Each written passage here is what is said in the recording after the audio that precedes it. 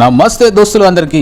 ఇక గరం గరం మిర్చి బజ్జీలకు simple process చెప్తా. ఇక మిరపకాయలు అయితే మధ్యలోకి ఇట్లా కాట్లు పెట్టుకొని గరం మసాలా, ఉప్పు, చాట్ మసాలా వేసుకొని అలా అన్ని గట్లనే ఒక్కొక్క దాంట్లో వేసుకుంటా పక్కకు పెట్టుకొని ఇక గిన్నెలు కలపకుండా చేతులకంతా అంటకుండా ఒక గిలాసులా తీసుకొని శనగపిండిని ఇంత వామ, పసుపు, చిటికడు, వంట సోడా వేసి కొంచెం వేసి కలిపేసి ఇక స్టవ్ మీద కడాయి పెట్టేసి నూనె పోసి వేడెక్కినాక మిరపకాయ బజ్జీలు ఒక్కొక్కటి గిలాసులా కలిపి పెట్టుకున్న శనగపిండిలా ఒక్కొక్కటి ముంచి ఇక ఒక్కొక్కటి వేసుకుంటా చిన్న మంట మీద కాల్స్తే ఇక మంచి కలర్ వచ్చినాక స్ట్రీట్ స్టైల్లో బండ్ల మీద మనకు దొరికే మిరపకాయ బజ్జీలు కన్నా కనిపిస్తాయి. ఇక బయట కొనుక్కొని తినే కంటే ఇంట్లో నీట్గా ఇట్లా న్యాచురల్గా సూపర్గా చేసుకొని తింటే చాలా సూపర్గా ఉంటుంది.